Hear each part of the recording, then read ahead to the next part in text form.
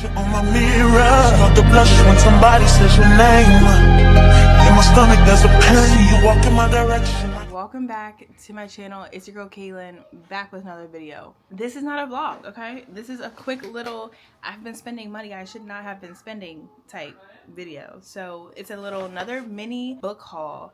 At this point, TJ Maxx, like TJ Maxx is always the move, you know what I mean? But I done went to TJ Maxx, y'all.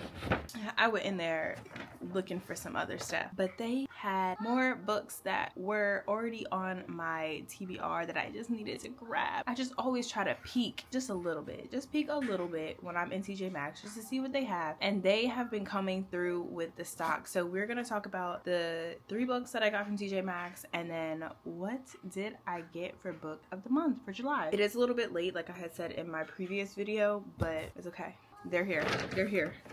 So 5 books. 5 books. Hold on now. 5 books total that we're going to talk about today. So the first book is Yesteryear, which I'm sure a lot of you guys have seen this book. I've seen it almost everywhere. And one, the cover is just beautiful, but when I saw it at TJ Maxx, I was like, okay, I think I'm just gonna grab it because I've been looking at it a lot. It is one of the Good Morning America book club picks, and I've heard great things. I think it's rated pretty well on Goodreads, but we were in the store, me and my husband and my kids were in the store, and I was like, I don't know if I want to read this book. Like, I'm just not sure that I get what it's talking about. So I had my husband read it, and he was like, no, that sounds like a really good book. So it's rated 3.93 stars. I had already marked it as I wanted to read, but this one is about Natalie Heller Mills is a traditional American woman, a beautiful wife and mother who sells her pioneer lifestyle of raw milk and farm fresh eggs to her millions of social media followers. Her farmhouse is charmingly rustic, her husband a handsome cowboy, her 6 children, each more delightful than the last. So what if there are nannies and producers behind the scenes? Her kitchen is hiding industrial-grade fridges and ovens, and her husband is the heir to a political dynasty. What Natalie's followers don't know won't hurt them. And the angry women, the privileged Ivy League coastal elite haters who call her anti-feminist iconoclast, they're sick with jealousy because Natalie isn't simply living the good life, she's building an empire. Until one morning she wakes up in a life that isn't hers. Her home, her husband, her children, they're all familiar but wrong. Her kitchen is warmed by a sputtering fire rather than electricity. Her children are dirty and strange, and her soft-handed husband is suddenly a competent farmer. Carved into the wooden threshold is a date, 1855. Just yesterday, Natalie was curating photos of homemade jam for her Instagram, and now she's expected to haul firewood and hand wash clothes until her fingers bleed. Has she become the unwitted star of a ruthless reality show? Could it really be time travel? Is she being tested by God, by Satan? When Natalie suffers a brutal injury in the woods, she realizes 2 things. This is not her beautiful life, and she must escape by any means possible. A gripping, electrifying novel that is as darkly funny as it is frightening. Yesteryear is a gimlet-eyed look at tradition, fame, faith, and the grand performance of womanhood. So I just think, like, even as, like, in this time, this is such an interesting book and take on her life. Like, I still, like, I just have to read it to really truly understand what it is going, like, where is it gonna take us. But in the times of social media and depicting this lifestyle and yada yada yada, like, to be put in something else, like, that just sounds so interesting, and I just want to see how she goes through that. Like, what is her reactions, what are her thoughts? Like, this is gonna be crazy for her. So I just can't wait to be along for the ride on, like, her journey through trying to get back to her real life. So that just sounds interesting. And this one was $14.99. So then I got Every Summer After by Carly Fortune. I still have not read Our Perfect Storm. That is up on the list, but this is a book that this is the first book that I've heard by her a lot. So this is what made me realize, like, who she was, and that she writes these great summer books, or, you know what I mean? So I got the hardcover because it's absolutely beautiful. The sprayed edges, like, I'm becoming such a hardback girly. It's not even funny, but look how cute. So even if the cover is off, which I actually like it off, it is beautiful. Every Summer After, and then it says, some people are lucky like that. They meet their best friend, the love of their life, and are wise enough to never let go. It sounds so good. So I don't know, y'all. We have a trip coming up and I'm trying to decide which book to bring. And I don't know, I might bring 2 because we're driving, so it's gonna take us some time. So I think I'm gonna bring 2, but I don't know, y'all. But I really want to read this one. So let me tell y'all what it's about. That would help. 6 summers to fall in love, 1 moment to fall apart, a weekend to get right. They say you can never go home again, and for Persephone Fraser, ever since she made the biggest mistake of her life a decade ago, that has felt too true. Instead of spending glittering summers on the lakeshore of her childhood, she stays home in a stylish apartment in the city, keeping everyone a safe distance from her heart. Until she receives the call that sends her racing back to Barry's Bay, into the orbit of Sam Florrick, the man she never thought she'd have to live without. For 6 summers, through hazy afternoons on the water and warm summer nights working in his family restaurant, Percy and Sam had been inseparable. Eventually that friendship turned into something more before it fell spectacularly apart. When Percy returns to the lake for Sam's mother's funeral, their connection is as undeniable as it has always been. But until Percy can confront the decisions she made, they'll never know whether their love is bigger than the biggest mistakes of their past.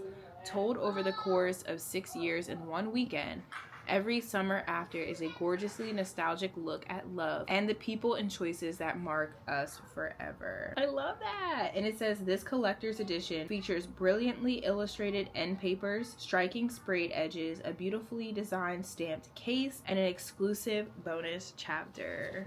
So I don't know. I think this one might come with me on vacation, but we'll see. But I think it will. I don't think it's that long either. 313 pages. So this definitely might come.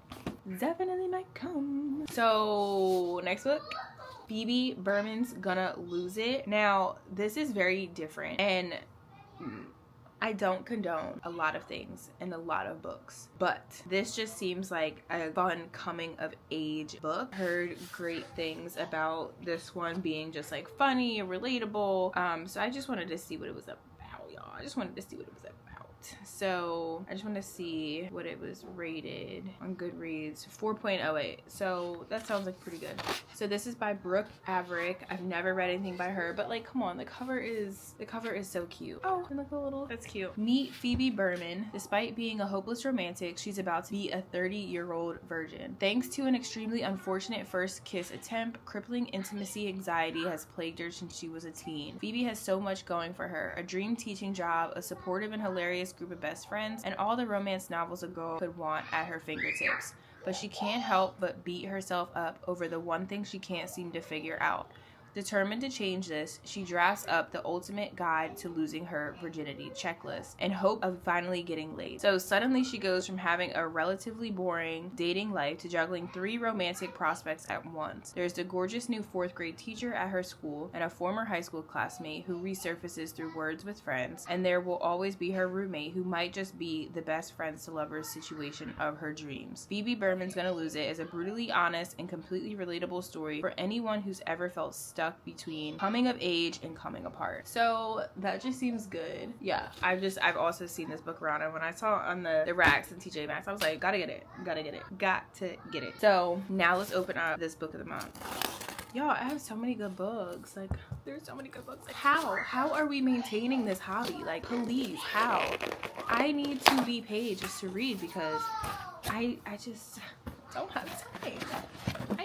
I need more time to read these books. So, cute little bookmark. I don't really know what it's of, but I got 2 books this time. And you know, I probably lean more towards the romances, but hey, it is what it is. So this one was rated 4.19 stars on Goodreads. This one is called In Stormy Weather by Chelsea Curto. How cute. This cover is adorable. Absolutely adorable. So, nothing can rain on Quincy Monroe's parade. She's a woman in STEM with a PhD in atmospheric sciences and the host of a successful online weather show with 1 million followers on her meteorology Instagram. So the only STEM books I've ever read, like with women in STEM, are the books from Allie Hazelwood, and I haven't even read a lot of her books, but I did enjoy it. So I was like, this will be different. Quincy has spent endless hours forging her path in this male-dominated field, becoming one of the best in the industry. And with a new job opportunity, nothing can derail her success except for the ill-timed arrival of Sebastian Dunn. I love that name. Sebastian is her best friend's brother. Y'all, what's up with these best friends brothers? I don't know why. This is like like the third time I said this on the channel. I don't know why. I like it. Her longtime academic and professional rival and a flashy TV weatherman from New York City who everyone swoons over. Everyone but Quincy. During a scorching Florida summer and record-breaking hurricane season, Sebastian and Quincy are forced into close proximity. Setting aside their grudges to chase storms and stay alive is one thing, but can they weather the inevitable collision of their hearts? So, it sounds great.